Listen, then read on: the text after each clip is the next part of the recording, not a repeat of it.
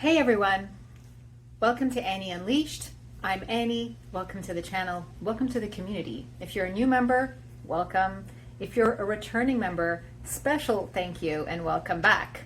Thank you for your shares, your likes, but especially your comments, which is giving great ideas and feedback and insight to the rest of this community. And I appreciate the support, and I'm here to support you right back. So in this video, I want to talk about something that I don't find is talked about a lot. I've even actually tried to record this a couple of times and have found it very challenging for myself, even though it's something I only went through a few years ago. But it highlights for me the importance of why it's important to talk about this, because it's so hard. And if it's hard for me, it's definitely hard for somebody else out there who's gone through it or is just about to start going through this. And yes, I'm talking about January being divorce month. Did you know? I remember when I first found out about this, and I was shocked because, yeah, for me, January 17th was the day that I decided to separate and have that conversation to finally, move on. And I was especially kind of upset about the fact that I had now added to the statistic of starting separation and divorce in January. Now, a lot of people will tell you that it's because of the holidays. Oh, people, just want to get through the holidays and then they'll do it. That may be partly true. It wasn't necessarily true for me completely. But let's dive into this story a little bit. I'm going to share a part of my story because I think it's important. And whenever I've gathered up my courage to share this story, this part of my story, I've inevitably had people thank me for sharing it because it helped them in some way. And so I'm going to continue to be brave and courageous and share the message so that it could help somebody else out there. You see, a lot of people have called me bold and ambitious, and one feature article called me a maverick, which I thought was really cool. And a lot of people have said, Annie, you're really strong. And yeah, you know what? I've had a lot of personal success and a career success. I'm a certified financial planner, and I've helped thousands of people with their situations. I've coached hundreds of financial advisors on their practices and how to help their clients. So yeah, I've had a ton of success. And yes, I've done presentations, at the companies I worked at that were presentations across the country. And so I have been, bold and strong and ambitious in so many ways. But there was a time when things were not always as they appeared. You see, I'll never forget in November 2016, while my daughter, who was just about to turn 3, was, blissfully asleep in her crib. And there I was, alone in my room with my then husband's phone, shaking, not wanting to know what I was about to know. Swipe. There it was. Pictures, messages that no partner should ever have to deal with. And it confirmed what I suspected. My heart was racing so fast, I thought I was going to die. I remember falling to my knees and just trying to breathe.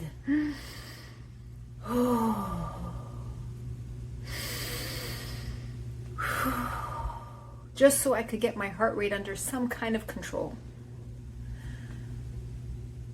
I truly believed I was going to die. And for like a millisecond, I thought, maybe it's for the best. But then a voice inside of me just kind of yelled out in my head and said, no, you need to live. You need to live for your daughter. No one will love her like you will. No one will protect her like you will. No one will show her the beauty of life like you will. But you need to live, not just for her, but for you. Honey, you're about to step into a whole nother amazing level of life. You don't even know, but you need to live. Okay. but no one knew what I was going through.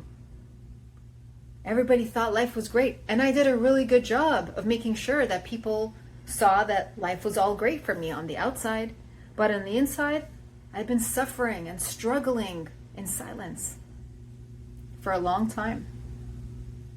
You see, I thought I was being the perfect wife. You know, even though both him and I had salaries and he was making double my salary, I was paying all the bills.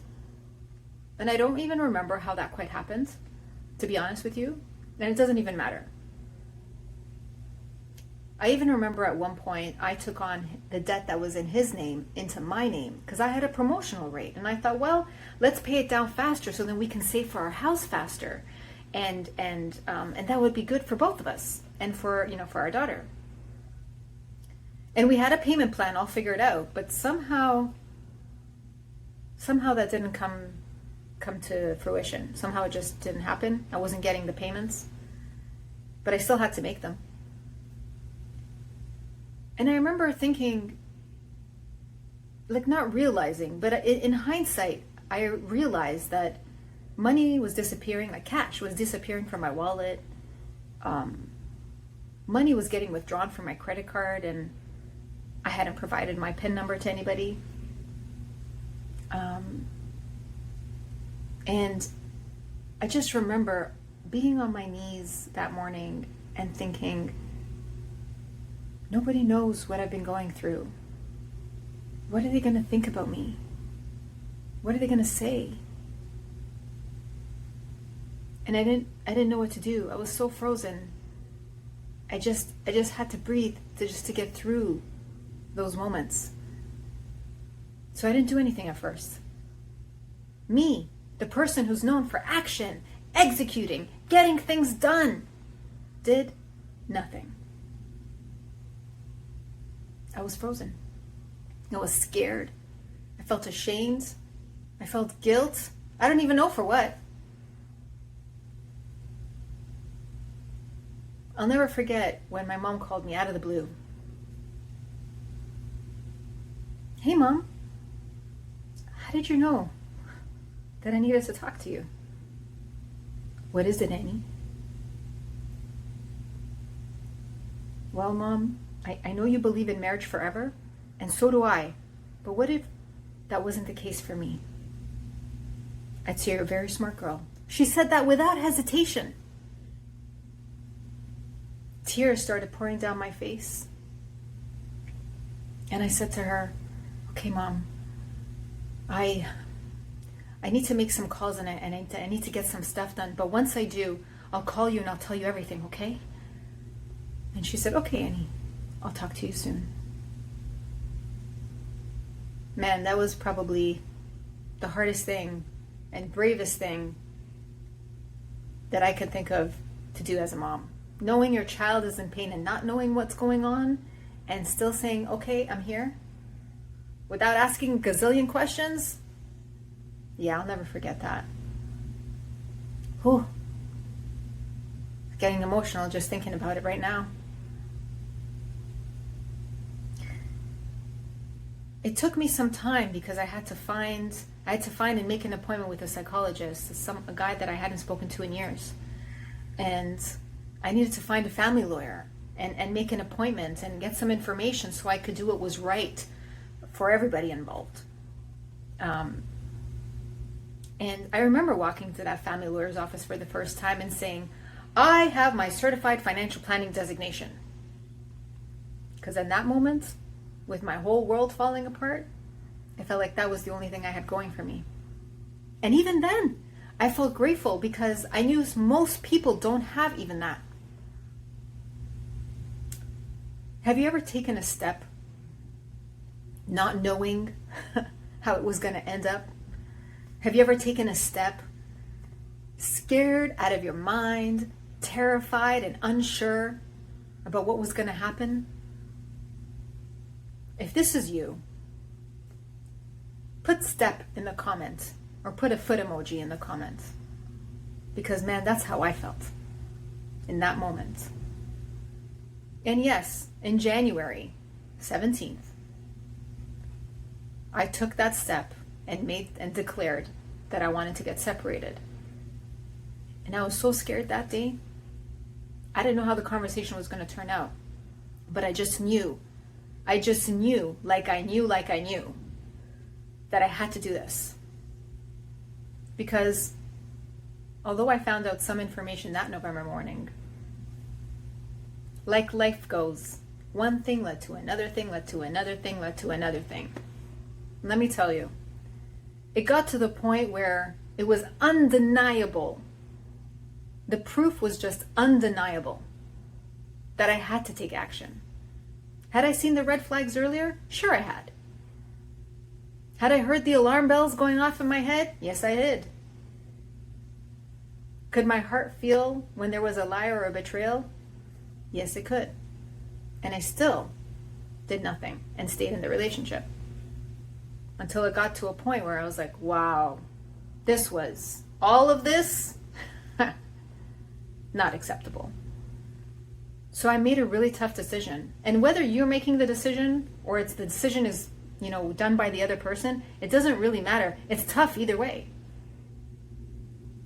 Since then, since that date, 8 years ago, when I made that decision, that I took that small step, and then another small step, life has really blossomed. My daughter has blossomed because she was struggling before. She blossomed in a way I couldn't have even expected or imagined, which further validated the decision that this was the right thing to do. Everybody is actually better off. But for me, my career took off. I ended up in leadership roles and just got promoted and worked my way up into different roles and went from, earning half of my then husband's salary to exceeding it today and earning 6 figures. I was able to leave the corporate world because I had paid off all this debt and saved so much money that I now had the certainty and the ability and the financial ability to go and be an entrepreneur and do things my way, unleashed. My credit score significantly improved over the years. Yes, I had to pay it back and do a lot of work there, but at least I had the support, I had the capability, and I had the knowledge, the technical knowledge to know what I needed to do.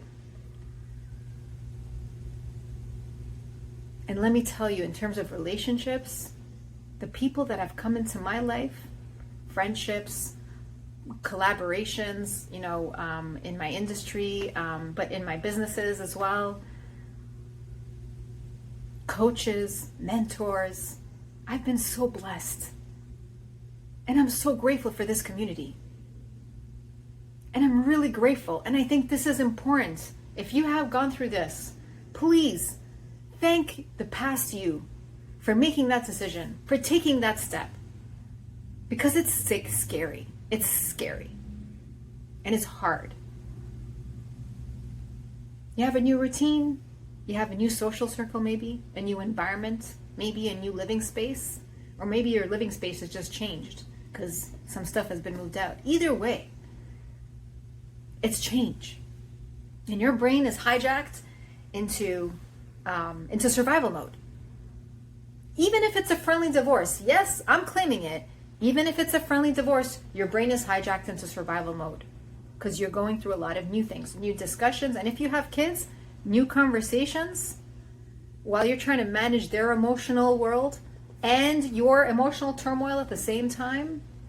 It's a lot. So here's what I want to leave you with. If this is something that you're thinking about, maybe you haven't started it yet, but you're considering it. Or maybe you've just started, or recently started, or you're a friend of somebody who's going through this. Here's what I want you to know. You don't have to have it all figured out before you start. You don't have to know how things are going to turn out. You don't have to consider all the what ifs like a financial planner does. You don't have to have all the answers.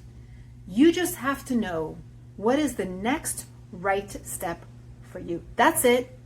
Just the next right step. Let that sink in. And know that you're not alone.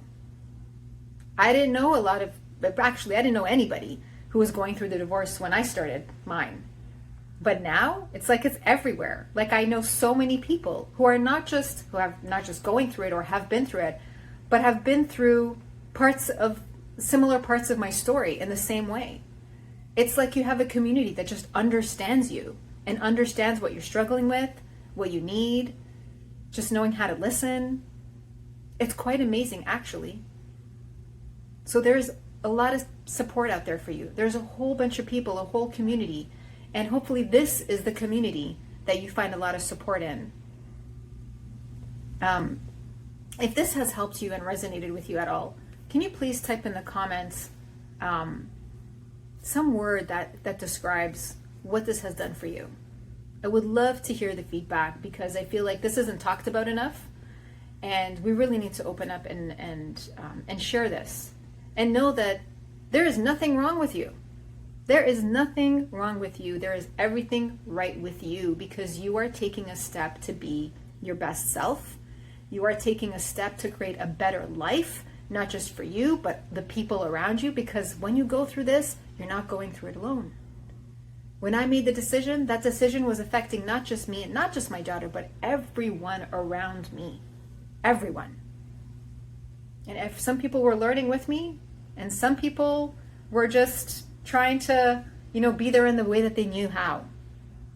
Either way, not only did I get through it, I have a pretty amazing life right now. I feel rich in so many ways, not just financial, although that helps, right? Having that financial stability really helps.